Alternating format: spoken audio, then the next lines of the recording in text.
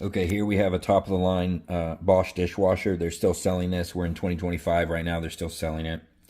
It has an issue with the door. I don't know if all of their Bosch dishwashers nowadays have this same issue, but this is the third Bosch dishwasher that I've owned since 2012.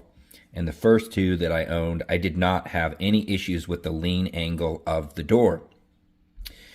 This particular one, I bought it in March of 2024. 1 month later, Best Buy came out and replaced the entire dishwasher because the lean angle of the door was at like 96 degrees, which is totally wrong. And then they replaced it, and it was fine for 6 months, something like that. And then I noticed the lean angle of the door was pointing more and more and more and more towards the floor, and it ended up being at like 96 degrees again towards the floor, which is terrible. So I had a Bosch repair technician under the Bosch warranty, come out, and he said, "I see the problem. I know exactly what the problem is." He was like, "We have to replace this inner pan right here, this entire inner pan, and that'll solve the problem." So he was out here for about 2 hours. He replaced this entire inner pan with a new one, and he's like, "Okay, it's fixed. Like, it's all good now."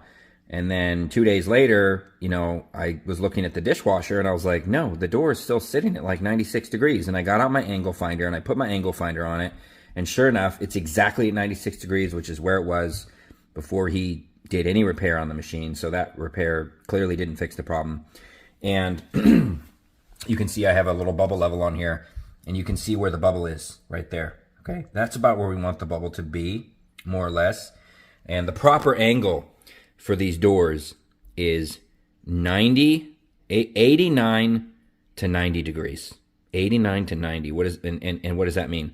It's going to sit perfectly perpendicular to the machine, or it's going to sit with 1/2 to 1 degree of a lean angle in towards the machine. Okay? And that is to prevent this rack from just flying out of the machine when you open the door and you pull the rack out. Like, you don't want that rack to come flying out like a roller coaster, okay? You want the rack essentially to be stable and not to roll on its own in either direction, outward or inward, right? When you pull it out and you stop it, you want it to sit where you stop it, right? So, so how do we, what do we need to do to fix this, right? It's not adjustable. So there's no screw here that you can turn in or out to adjust the stop angle on the door. Here's your hinge for the door. But we can shim it. So we can actually put a shim in there. And this is just a little child's knife. It's about 3 millimeters thick. I have it sitting in there, right? So the little knife is kind of sitting in there as a shim. And that's what's allowing me to achieve the appropriate angle here. Now I'm going to remove this level, and I'm going to show you how nicely the drawer rolls. Okay, see, it stops, right? So it'll roll, it'll stop, right? So it's stopping. And you can see the wheels, they roll very nicely. See, very nicely, right? Okay, and it goes in, and if I take my knife out and I put the door down to where it sits naturally without a shim, you can see where the bubble is, right? See where the bubble is on the level? It's way up there, okay? This is at a 96 degrees downward angle, okay? And I'll show you what happens when we try to roll it out. So the first wheel comes out pretty decently. Then this wheel gets stuck. And you can see how far down that wheel is, right? It's way down there. And then when you pop it free, it's going to come and it's going to roll. And normally what happens when you have 40 pounds of dishes in here and that second wheel comes free and then it breaks free, this thing comes flying out of here, okay? It just comes flying out like a roller coaster, and it goes bang, and like the whole thing, shimmies and everything. It's not good for the wheels. It's not good for the ball bearings in here, right? The plastics and everything else. Like, it's bad news. And it's really annoying too. It's just super, super annoying. So the third wheel gets a little bit stuck. The fourth wheel is no issue. But fundamentally, Bosch does make some of the best dishwashers on the market. I've been very happy with Bosch over the years. But if anybody from Bosch, including their engineers, sees this video, please, please, please come up with a better design for your hinges. Make the hinges adjustable, so the lean angle, for instance, can be adjustable with a stop screw or something like that. We really love that. But how can we solve this issue on our own? Well, we can make a shim, okay? A 3 to 4 millimeter shim. This is my piece of cardboard that I'm using as the template, right? And fundamentally, what you'll want to do here is take your little piece of cardboard and stick it on there like that. Then through the screw hole here, you're gonna, make your little, where's the hole? Draw with a pencil where your hole is. Draw the outline in terms of the dimensions for the shim, okay? And then you end up having a nice little template that looks like that. And we can make that shim out of a non-corrosive material, like nylon, like a polyurethane type of plastic, some kind of durable plastic that's not brittle, it won't break, or you could make it out of stainless steel, brass, you could probably make it out of copper too, galvanized steel, zinc coated steel, something like that, right? And 3 to 4 millimeters ought to be good. And we can use the existing screw hole that's already there. Now we're going to have to drill this and maybe tap it with a tap, but that's pretty easy to do. And taps are pretty cheap at the hardware store. And the screw, the factory screw that sits here, already protrudes from the backside at about 5 millimeters. So you can put up to a 4.5 or so, or even potentially 5 millimeter shim in there if you needed to, and you can use the factory screw. That's a machine thread, okay? So if we get a tap, we have to match the tap to that machine thread, but that's no issue at all. And if anybody's like, well, I need a shim for my dishwasher, can you make me one? Leave me a comment, drop me a comment, and we can talk about it, and then, I can build you a shim. It's not that hard, and then for some nominal amount of money, make it for you and mail it to you. But that's what I'm going to do, and in just a few minutes, I will have that shim constructed, and I'll show you what that looks like and how the door sits once it's fully installed and screwed in. Okay, so we have a piece of aluminum here from Lowe's. It costs $6. That is 1/8 of an inch thick by 3/4 in width by 3 feet, okay? The thickness of 1/8 is equivalent to about 3 millimeters of thickness, which is exactly what we need for our shim. We have a tap here. This is an M4 by 0.7 tap. 0.7 is the thread pitch.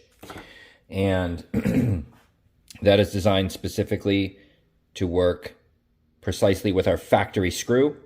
So I drilled a test hole on this side and I tapped that test hole. And you can kind of see those threads in there, tapped.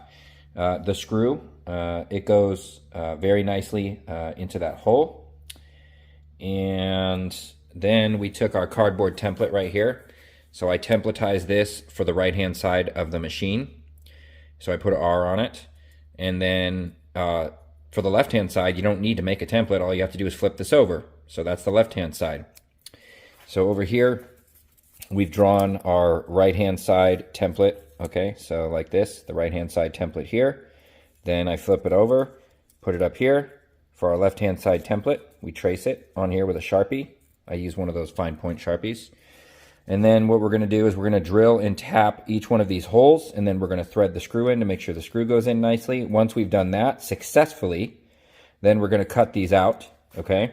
And the reason you want to drill and tap first is because if you screw the hole up, you don't want to have to re-cut out an entirely new shim.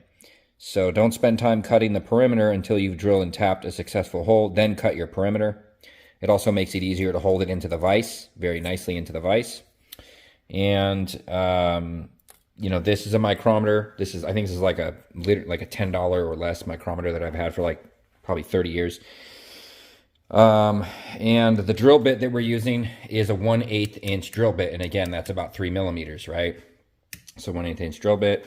I just use the micrometer to make sure that the thickness of this is correct and that the thickness of our drill bit is correct in alignment with what we need for our shim.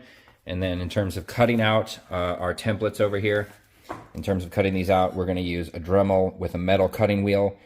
You can, if you have a nice jigsaw with a very fine metal cutting blade, you can definitely take a jigsaw to this. If you have some kind of like CNC machine or something, right, then you're in real business. But I don't have that, so I'm making do with what I have. So we'll go ahead and get these things going. So for whatever reason, the cutting wheel, it was taking too long. So I have this oscillating unit right here with the metal bit, and that went a lot faster, okay? So here's our right-hand side bracket and our left-hand side, according to the template, right? So that's what the left-hand side one looks like, and that's what the right-hand side one looks like that. So we're going to go ahead and install these two brackets with the screws, and we're going to take a look at the angle. Okay, so we're about to put in our shims that we made here. And here we have a Klein angle finder. It's at 1.2 degrees. Yeah, 1.2. So when it has weight on, let's say it has dishes on it, right? So it's going to be at about 1.7 with dishes, right? That's what it looks like without weight, 1.3. And that's where the bubble is currently sitting right there. So now I'm going to lift it up a little bit, and we're going to put in our right-hand side shim. Okay, and remember the shim goes right there. Okay. Now I'm going to drop this door down a little bit with my knee to put some pressure on that shim, just so we can pinch it in there nicely. And that's where the shim is right there. Now you can see, look where the bubble is. Okay? You see where the bubble is? And it's at 1.0 upward angle, okay? That means it's one degree towards the interior of the dishwasher, which is about what we want to have. We want it to be at 0 or 1 or 0.5. So I'm going to go ahead and screw these in on both sides, and we're going to go ahead and take a look and see where it sits when everything's all fastened up. And we have the rack sitting in here with maybe something heavy, and we'll see where we're at. Okay, the shims are fully installed here. You can see them right here on the back side. And we have the screw poking through just a little bit in the back, so it's good. It's very tight, very secure. And, you know, that cardboard template worked very, very well because that shim is perfectly molded, you know, to the contour here of the frame. So let's see where it's sitting. 0.8 in the upward direction, which means in towards the dishwasher, not down towards the floor. So we want it to be between, you know, 0 and 1 degrees, and that's at 0.8. We have a cutting board sitting on here to put a little downward weight. That's to simulate dishes. You know, if I push down on it a little bit more, it goes to about a ½ degree. Let's see where the bubble's sitting. Oh yeah, check that out. Right there, right in the center, pretty much. So that's looking pretty good. Now, let's go ahead and simulate. I'm gonna go ahead and take this guy, and let's pull the rack out and see how it's looking here. So let's roll this rack out here and just, oh, very nice. That wheel didn't get caught at all. Okay, so that second wheel was always getting caught before, and here we can see the second wheel from the front, right? And now it's very smooth when it's coming out. So that's looking great. We'll go ahead and throw this cutting board in here. Just put it up here and let's check. Okay, so now it's sitting at a downward angle. Well, obviously, like, it's sitting on the cart, so that doesn't really count too much, but let's go ahead and move it down here. Let's put it right here. Okay, so it's at a 0.5 down right there, but let's go ahead and stick it here. Okay, that's at 0 degrees right there. This is a level surface right here, so that's 0 degrees open with weight. Okay, that's a very heavy cutting board, and you know, basically, let's just go ahead and slide it in here and see where it sits. Yeah, so it's looking real good. The up arrow indicates that we have an upward angle, so it's going towards the dishwasher, which is perfect. And you know, those wheels are just really rolling very nicely. So I think we're in business. Those shims are the absolute perfect solution. Okay, so the cart, if I stop the cart, it's going to sit there. If I stop it there, it's going to sit there, right? It's not going to roll freely in either direction, which is exactly what you want. You want it to sit exactly where, okay? And you can see, so there it is. The shims on both sides.